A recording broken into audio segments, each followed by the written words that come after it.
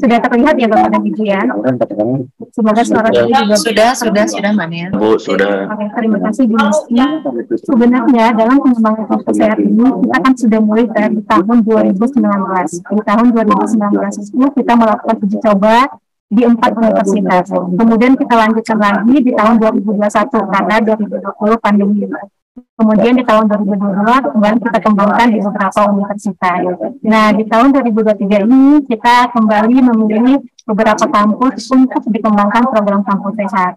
Mungkin sebenarnya program kampus sehat ini sudah tidak asing bagi Bapak dan Ibu untuk kegiatan-kegiatannya, tetapi dalam penyusunan struktur dan konsepnya mungkin ini lebih terstruktur. Jadi lebih mengarah ke program yang sistematis. Nah, ada beberapa tahapan dalam pengembangan program kampus sehat ini. Salah satunya audiensi. Nah, ini pertemuan pertama kita terkait dengan audiensi, di mana kita berupaya untuk memperkenalkan program kampus sehat dan kita memintakan komitmen dari Bapak dan Ibu apakah bersedia menjadi salah satu fokus program kampus sehat yang nanti akan kita bina dan kita pantau bersama-sama tentunya dalam pengembangan kegiatan-kegiatan. Nah, apa itu program kampus sehat? Nah, hal yang melatar belakang ini program kampus sehat adalah ini. Kita tentunya ingin mewujudkan masyarakat Indonesia yang sehat. Nah, dengan menyasar berbagai kelompok masyarakat, termasuk di dalamnya adalah institusi pendidikan. Kalau kita melihat kondisi kesehatan di Indonesia, kita tahu sekarang mengalami double burden atau mungkin triple burden, di mana masalah kesehatan penyakit menular belum teratasi sepenuhnya, tetapi penyakit tidak menular sudah semakin meningkat secara signifikan. Nah, sebenarnya hal-hal ini, masalah-masalah kesehatan ini, penyakit ini, ada yang bisa kita cegah, tentunya dengan meluncurkan berbagai program dari upaya. Nah, kampus menjadi salah satu peluangnya, karena kita lihat berapa jumlah kampus di Indonesia. Ada 4.500 perguruan tinggi. Kemudian populasinya cukup besar dan usia produktif tentunya potensial untuk kita sasar. Nah, bagaimana program-program kesehatan yang selama ini kita luncurkan sudah menyasar masyarakat, tetapi tentu belum sepenuhnya, karena biasanya kegiatan ini berbasis kewilayahan, jadi nggak semua orang bisa mengakses itu. Ini program kampus sehat merupakan program yang kita luncurkan untuk mendekatkan layanan. Bagaimana caranya kita bisa memberdayakan masyarakat, seluruh komponen yang ada di masyarakat kita untuk ikut serta dalam upaya pencegahan dan pengendalian penyakit. Tujuannya apa? Tentu SDM yang berkualitas. Apalagi kampus. Kampus ini tempatnya menciptakan SDM. Tentu saja yang kita harapkan tidak hanya cerdas secara pemikiran, tetapi juga sehat secara fisik, mental, dan emosional. Nah, ini adalah kerangka pikir dari program kampus sehat. Program kampus sehat ini merupakan upaya kita bagaimana caranya untuk mengintegrasikan kesehatan ke dalam lingkungan perguruan tinggi. Di mana pintu masuknya perguruan tinggi punya tridharma perguruan tinggi ya Bapak dan Ibu ya, Bu ya. Ini adalah jalan masuk kita. Ada pendidikan, pengabdian masyarakat, ada penelitian dan pengembangan. Nah, nanti melalui tridharma perguruan tinggi ini ada hal-hal yang kita sasar. Bagaimana caranya menciptakan lingkungan yang sehat, aman, dan lestari.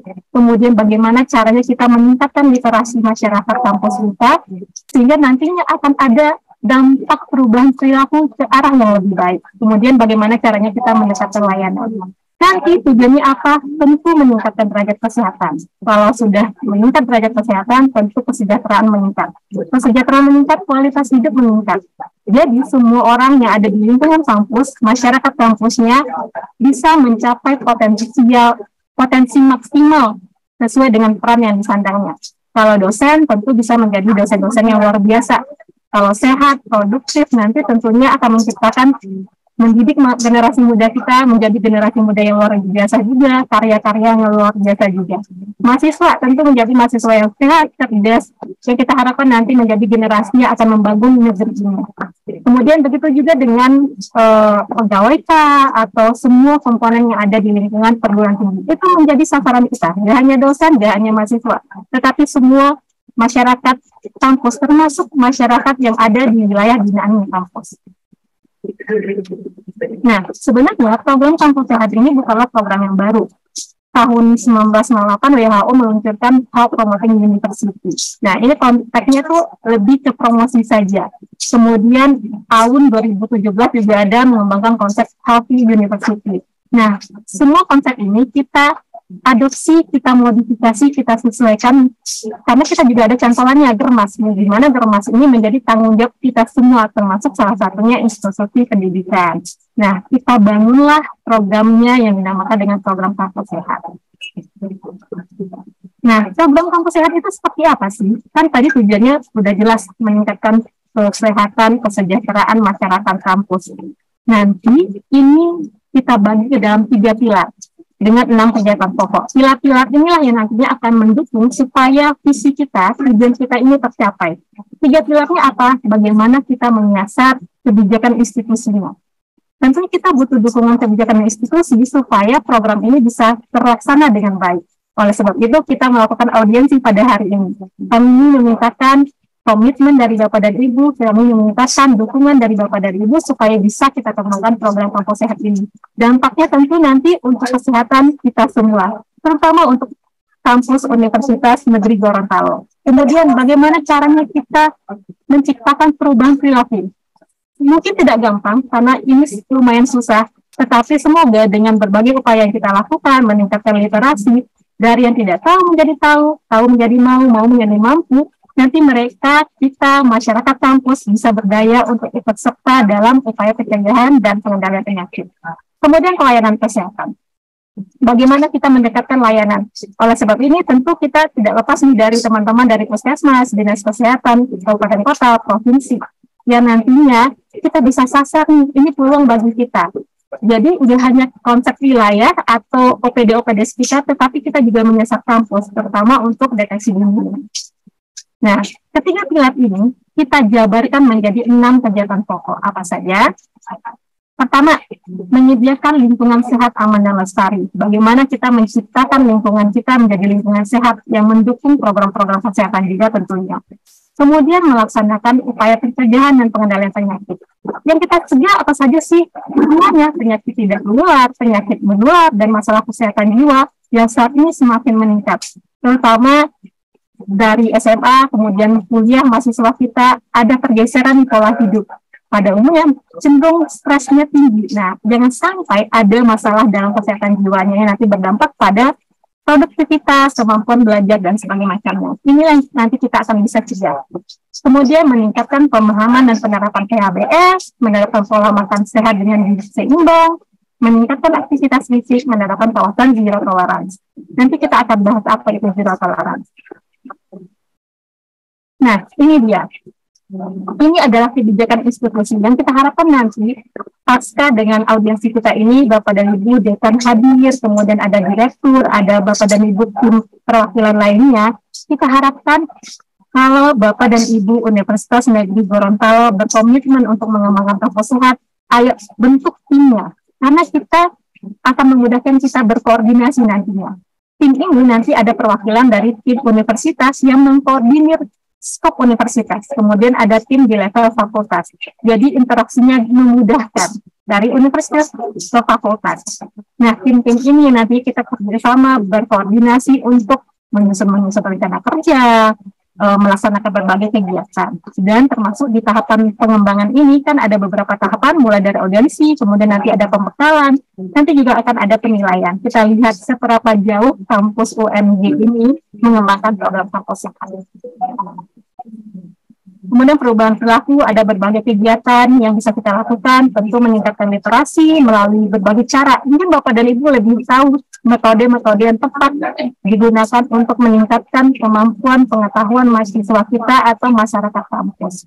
Kemudian memudayakan aktivitas fisik, pola makan sehat seimbang. Ini adalah konten-konten yang bisa kita buatkan edukasinya, sosialisasinya, atau berbagai bentuk lainnya. Nah, kemudian juga ada zero tolerance yang tadi kita sampaikan. Apa saja itu? Bagaimana kita menerapkan kawasan tanpa rokok, bebas alkohol, bebas narkoba, bebas perjudian, bebas kekerasan, bullying, pelecehan seksual, dan keamanan berkendara. Kalau pelecehan seksual, sudah jelas ya Bu ya, ada Permendiktinya. Mungkin sudah ada Satgas dan sebagainya macamnya. Tinggal kita luaskan lagi ke zero tolerance yang lainnya yang kita harapkan ada dukungan manajemennya dalam bentuk peraturan rektor kah, peraturan dekan kah, dan sebagainya macamnya. Nantinya kita harapkan ini bisa terlaksana. Kemudian pelayanan kesehatan. Sebenarnya kegiatan kampus sehat ini bisa disesuaikan dengan kampus masing-masing, sesuai dengan sumber daya yang ada, sumber daya manusia yang ada. Bisa disesuaikan, tetapi ada kegiatan-kegiatan dasar yang kita harapkan benar-benar dilaksanakan oleh kampus. Salah satunya itu deteksi dini. Nah, ini pelaksanaan deteksi dini ini bisa dilakukan secara mandiri oleh kampus melalui kerjasama dengan klinik kampus ataukah rumah sakit. Nanti juga bisa bekerja sama dengan dinas kesehatan atau puskesmas setempat. Kemudian berbagai macam hal lainnya yang bisa kita lakukan dan kita dekatkan layanannya ke masyarakat kampus. Nah, bagaimana sih cara pengembangan program kampus sehat? Sebenarnya semua kampus bisa mengembangkan ini. Tergantung keinginan kampus masing-masing, karena memang kita harapkan nanti sebenarnya ada peraturan bersama Kemendikti dan Kementerian Kesehatan untuk mewajibkan kampus-kampus di seluruh Indonesia untuk mengembangkan program kampus sehat. Tetapi ini masih dalam tahapan proses. Jadi sekarang masih inisiatif dari masing-masing kampus. Kalau bersedia kita kembangkan. Nah, tahapannya pertama tentu audiensi ini. Kemudian Bapak dan Ibu sudah terinfo mengenai program kampus sehat, bisa disampaikan kepada pimpinannya supaya bersedia atau tidak untuk mengembangkan program ini. Kemudian bisa kita sosialisasikan ke seluruh masyarakat kampus. Kalau sudah sosialisasi setuju dengan konsep-konsep kampus sehat ini, maka bisa kita kembangkan. Apa yang kita lakukan? Bentuk timnya. Timnya tentu mewakili semuanya nih, mulai mewakili universitas, mewakili fakultas yang di dalamnya terdapat ada dosen, ada mahasiswa, ada pegawai atau komponen-komponen lainnya ada di kampus yang bisa kita libatkan dalam pengembangan program ini. Nanti setelah dibentuk timnya, kita akan adakan orientasi. Orientasi ini adalah pembekalan di mana kita menguatkan kapasitas masyarakat kampus, Bapak dan Ibu semua. Sebenarnya lebih ke berbagi informasi saja bagaimana cara mengembangkan program kampus sehat. Kegiatan apa saja yang bisa kita kembangkan kalau kondisi kampusnya seperti ini. Nah, itu nanti akan kita bahas secara dalam kegiatan orientasi. Kemudian setelah orientasi, Bapak dan Ibu silahkan melaksanakan berbagai kegiatan yang telah kita sampaikan saat orientasi. Atau kalau Bapak dan Ibu punya inisiatif, punya inovasi mengembangkan kegiatan lainnya, silahkan. Asalkan mendukung kesehatan. Nah, setelah dilakukan pelaksanaan kegiatan kampus sehat, nanti akan ada penilaian. Di tahun 2022, kita sudah memberikan penghargaan kepada 4 kampus yang telah mengembangkan kampus sehat pada saat Hari Kesehatan Nasional. Karena setelah mereka kembangkan, kita nilai ternyata banyak kegiatan yang mendukung kampus sehat yang telah dilaksanakan oleh kampus-kampus ini. Maka kami, Kementerian Kesehatan, memberikan apresiasi untuk itu melalui penghargaan dalam HKN, Hari Kesehatan Nasional. Nah, sebenarnya setelah kita lakukan penilaian, kita punya instrumen penilaian sendiri, nanti kita akan ada tingkatannya. Tetapi dalam bentuk tingkatan ini belum terlaksana saat ini, kita masih dalam bentuk mereka melaksanakan, kita apresiasi, maka kita berikan penghargaan. Nanti ke depannya akan ada tingkatan kampus sehat ini. Ada kampus sehat dasar, kampus sehat madya, dan kampus sehat utama. Nama-nama ini memang belum fix sebenarnya. Nanti kita akan pikirkan nama-nama yang sesuai untuk diaplikasikan di perguruan tinggi. Nah, ini adalah beberapa dokumentasi saat kita mengembangkan kampus sehat. Di awal kita sudah berkoordinasi dengan DIPTI dalam pengembangan program kampus sehat ini. Kemudian kita melakukan uji coba di 4 universitas, yaitu ada Universitas Indonesia, Universitas Andalas, Universitas Muhammadiyah Yogyakarta, dan Universitas 11 Maret. Kemudian dulu pas awal-awal kita ada audiensi, kemudian kita ada penandatanganan MOU. Nah, ini adalah beberapa dokumentasi penandatanganan MOU dalam pengembangan program kampus sehat. Kemudian kita ada launching sosialisasi, tapi saat ini kita pangkas, jadi kita setelah audiensi ada setuju berkomitmen bersama untuk mengembangkan kampus sehat, maka kita akan adakan orientasi atau workshop kampus sehat. Nah, itu dia. Itu adalah sedikit gambaran mengenai kampus sehat. Selanjutnya mungkin kita akan dengarkan pandangan Bapak dan Ibu mengenai program ini. dan kita akan diskusikan tahapan selanjutnya. Untuk sementara kita serahkan kembali kepada Ibu Misti untuk memimpin acara. Nah, terima kasih Mbak Nia. Baik, Bapak Ibu, seperti rundown yang sudah kita tadi disebutkan bahwa selanjutnya kita diskusi mendengarkan pandangan dari Bapak Ibu Sivitas Universitas Negeri Gorontalo untuk kesiapan pelaksanaan yang nantinya rencananya akan dilaksanakan di Universitas Negeri Gorontalo. Monggo silakan Bu, mungkin dari Bu Zuriani dulu sepertinya. Ya. Silakan Ibu. Terima kasih Ibu Misti. Ya. Baik, terima kasih. Terima kasih. Bismillahirrahmanirrahim. Assalamualaikum warahmatullahi wabarakatuh. Ya, terkait program kampus saat ini, yang pertama permohonan maaf dari Pak Rektor maupun Wakil Rektor yang tidak bisa membersamai Zoom pada hari ini. Memang kemarin dari pimpinan pimpinan Pak Rektor maupun Wakil Rektor sudah menyampaikan siap ya komitmennya untuk ini. Kemudian kami disuruh menyiapkan segala hal yang terkait dengan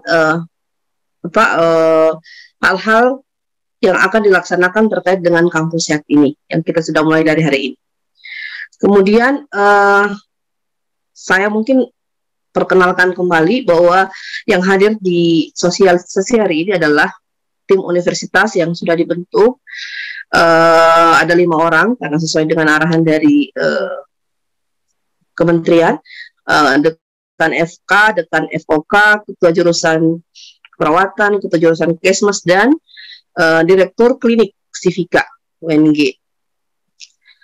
Kemudian ada perwakilan 11 fakultas dan 1 program vokasi, masing-masingnya ada 5 orang. Mudah-mudahan teman-teman semua sudah hadir ya di Zoom kali ini. Karena memang tadi sudah diarahkan bahwa yang pertama terkait program kampus saat ini adalah kebijakan ya. Nah, komitmen dari semua sivitas akademika UNG, dan insya Allah dari Pak Rektor maupun Wakil Rektor sudah berkomitmen siap ya. Mudah-mudahan teman-teman yang sudah menjadi tim universitas maupun perwakilan masing-masing fakultas sama-sama mari kita berkomitmen untuk mewujudkan kampus sehat di Universitas Negeri Gorontalo. Nah, mungkin itu dari saya. Insya Allah kita semua siap. Cuma kan di awal kendalanya itu bahwa semua tim itu harus diesakan rektor ya.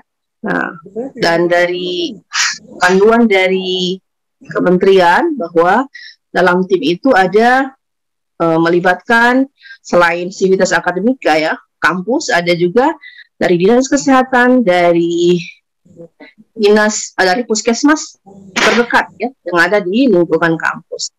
Nah, mungkin dalam kesempatan kali ini mungkin kita bisa sepakati bagaimana koordinasinya, bagaimana tim-tim siapa saja yang akan kita tentukan dari dinas, karena ini terkait dengan SK. Mungkin ini dari saya, atau ada tambahan dari teman-teman lain dari UNG, silahkan.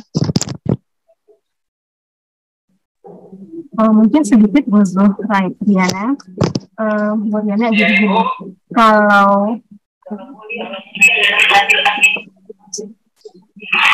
kalau untuk terkait dengan timnya seperti Ibu sampaikan tadi, jadi tim ini khusus untuk timnya Universitas Negeri Gorontalo. Jadi dinas kesehatan nanti akan di luar sistem ini.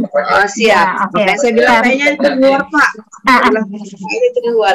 Nanti teman-teman puskesmas dan dinas akan membantu prinsipnya untuk pengembangan program kampus sehat ini sebagai lininya kami di daerah. Nah, kemudian tim ini dibentuk tadi seperti yang saya sampaikan, ada tim dari tingkat universitas. Jadi ini kayak PIC utamanya yang nanti akan mengkoordinir ke fakultas-fakultas lainnya. Nah, tim universitas ini kita harapkan melakukan ini semuanya. Masing-masing ada unsur teknisnya, ada unsur kebijakannya, atau level penanggung jawab pengambil keputusan seperti itu. Nah, ada perwakilan itu kemudian dibentuk ada beberapa minimal 5, kemudian ada lagi tim per fakultas. Nanti biar gampang nih koordinasi tingkat universitas ke fakultasnya. Jadi di fakultas juga ada yang bertanggung jawab dalam pengembangan program kampus sehat. Kalau nggak ada perwakilan fakultas, takutnya keputus nih, karena kan masing-masing fakultas punya kebijakan masing-masing. Nah, nanti di tim fakultas ini juga dibentuk nih, ada perwakilan teknis dan perwakilan manajemennya juga. Nah, seperti itu. Nanti di SK kan, jadi jelas A, B, C tanggung jawabnya dan siapa saja yang terlibat. Nanti tim ini nantinya akan berkoordinasi lebih lanjut terus dalam pengembangan kampus sehat. Dan kami pun harapkan tim-tim ini nggak berubah nih. Nanti tim inilah yang akan ikut dalam pembekalan step setelah audiensi ini, seperti itu. Kalau bisa dapat infonya pembekalannya kira-kira kapan? Nah, ini tergantung kampus ya, Ibu Misti ya, tahun kesiapannya. Ya, Bu Zuria sedikit menambahkan kalau untuk kegiatan, ya, kalau tadi seperti Mbak Nia sudah menjelaskan, kalau memang sudah ada terbentuk di UNG ini, tadi levelnya adalah level rektorat dulu. Terus tadi yang seperti Bu Zuria katakan bahwa levelnya ada tim. Nah, tim ini kami berharap ini adalah tim yang tim leadernya ya, Mbak Nia ya, katakanlah tim leader yang nanti komunikasi kami dengan tim leader yang ada di UNG ini. Nah, artinya nanti setiap fakultas yang ada dan vokasi 11 fakultas dan 1 vokasi tadi, artinya nanti ini yang ikut dalam kegiatan selanjutnya.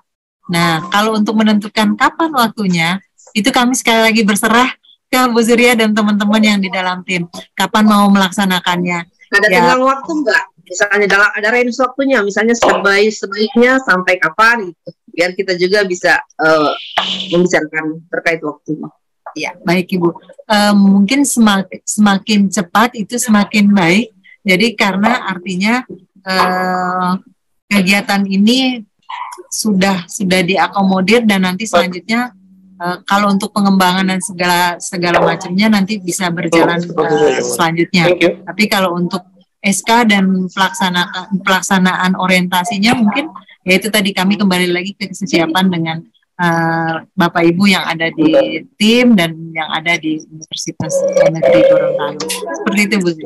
Secepatnya sih lebih baik. Gitu kan. Siap, nanti kami koordinasikan dengan pimpinan. Siap, terima kasih Ibu.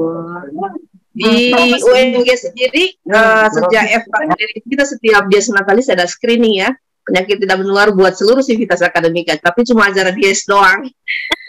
Buat sivitas akademika, mungkin dengan kampus sehat ini akan menjadi suatu kegiatan yang rutin yang bisa dilakukan.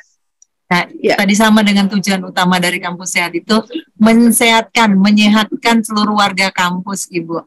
Jadi tanpa terkecuali warga kampus ini baik pendidik, dosen, dan lingkungan masyarakat yang ada di wilayah kampus.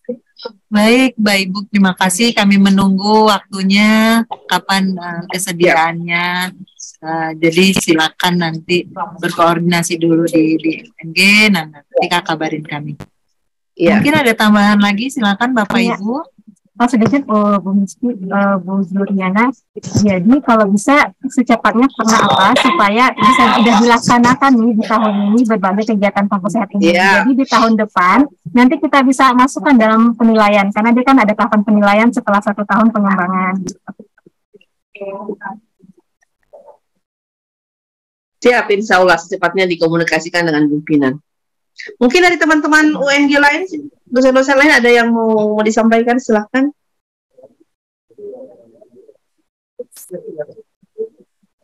Mungkin Bu Zuriana satu lagi, mungkin teman-teman dari UNG bisa sampaikan sumber daya apa saja nih yang sudah ada, siapa tahu dari tadi yang disampaikan sudah ada kegiatan-kegiatan yang sudah dilaksanakan, apakah mungkin sudah menerapkan kawasan tanpa rokok, ternyata sudah ada screening walaupun belum rutin, terus sudah apa saja yang sudah ada gitu, boleh disampaikan.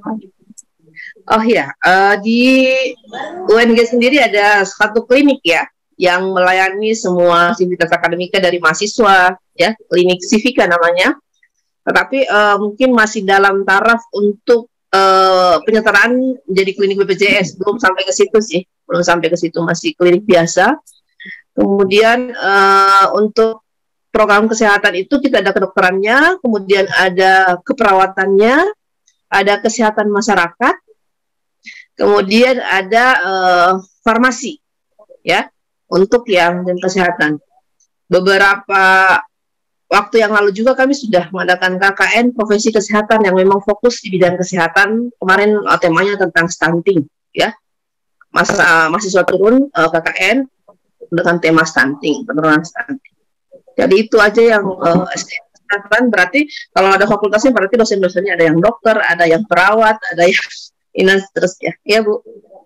Baik, Bu Zurianti, mungkin info ke kami juga bahwa di klinik ini sudah ada dokter tetapnya ya, Ibu ya? Maksudnya yang memang bertugas di klinik itu secara shift atau selama ini kita shift-shiftan.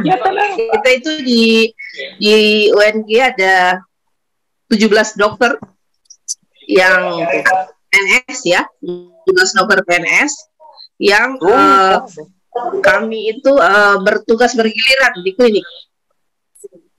Kan klinik di dalam kampus ya, kami saja, bukan ada dokter dari luar. Jadi kami yang di UNG saja yang bertugas di klinik. Kami ada perawatnya. Dan tak hitung. Baik, terima kasih Ibu. Untuk kalau acara Disnatalis ini deteksi dininya setiap tahun ada ya Bu ya? Aduh. Nah itu yang melakukan siapa Ibu? Kalau boleh kami tahu. Ya itu kan kita FK. Fakultas Kedokteran. Ya, FK-nya pas dia FK.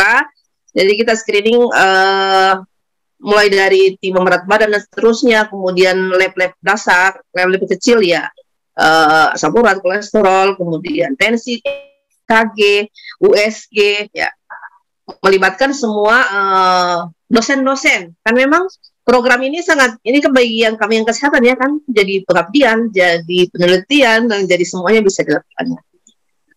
Terima kasih Ibu, informasinya mungkin ini setelah kampus sehat ini akan dikembangkan lagi ke seluruh fakultas yang ada, bukan hanya fakultas kesehatan saja. Baik, silakan Mbak Nia, barangkali ada yang ingin ditambahkan lagi, silakan. Atau Bapak Ibu yang ada di ruangan ini, silakan.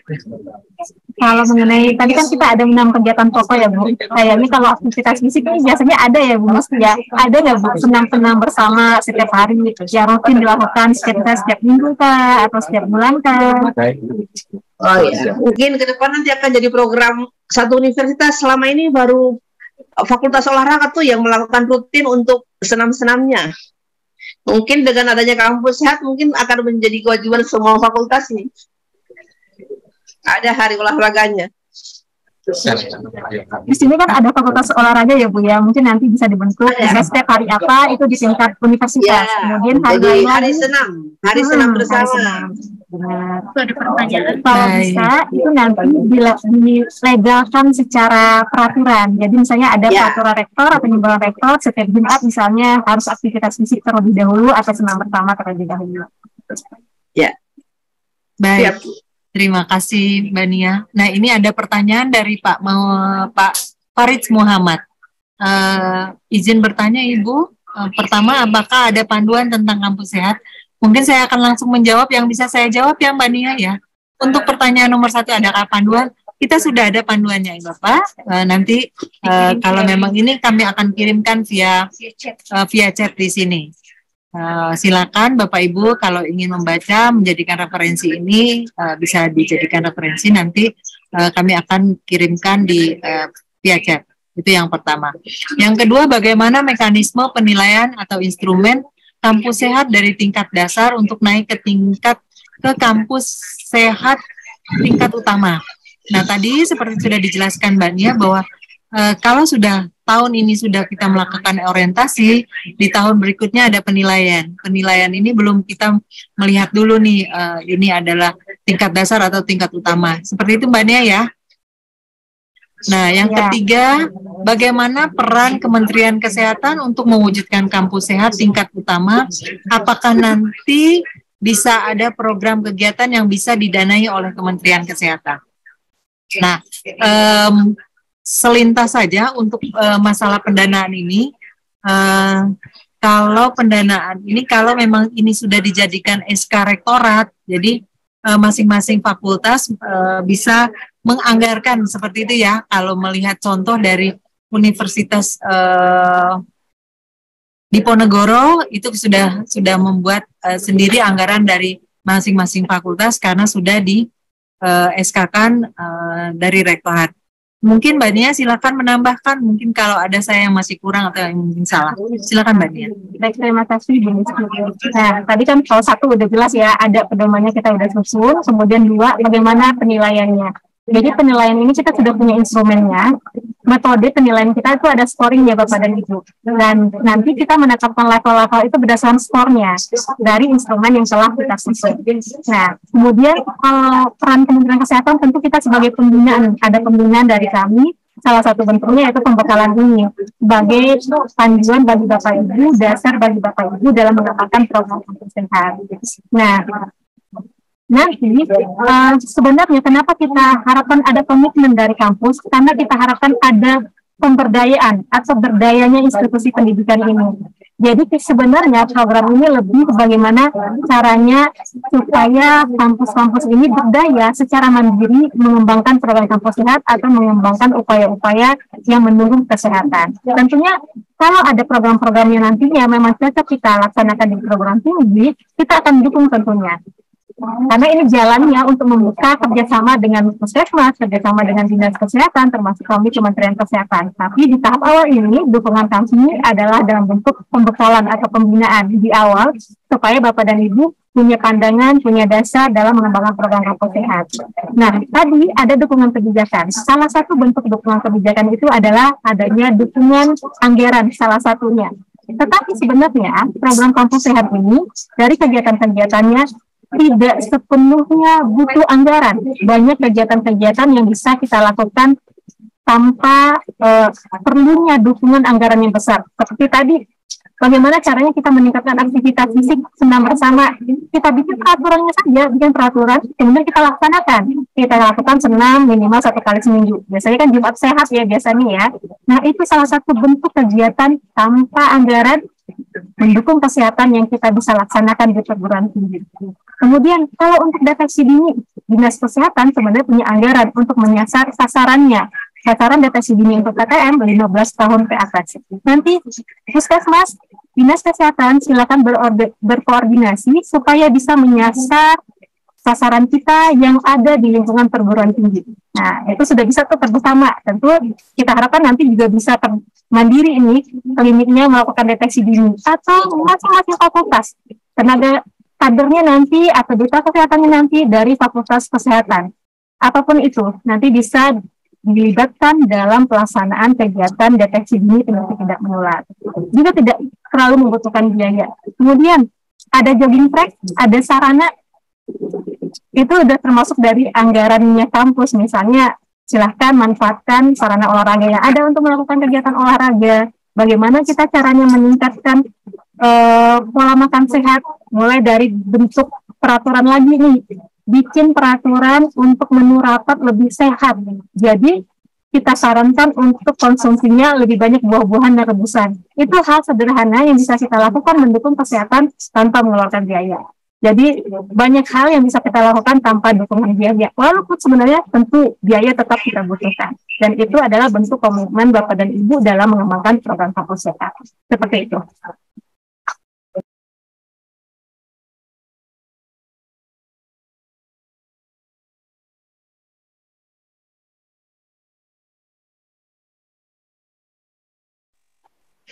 Silakan Bapak dan Ibu, ada lagi yang mau disampaikan?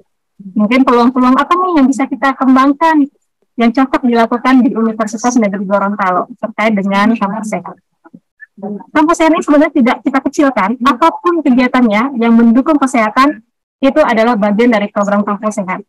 Bapak dan Ibu apakah sudah pernah ada penilaian UI Green Matrix? Itu kan biasanya di stok perguruan tinggi tuh udah banyak tuh yang melakukan penilaian UI Green Matrix. Itu sebenarnya indikator yang ada di UI Green Matrix itu juga nggak jauh beda. Jadi kalau sudah dilaksanakan itu biasanya udah banyak kegiatan yang mendukung kampus sehat sebenarnya. Seperti itu.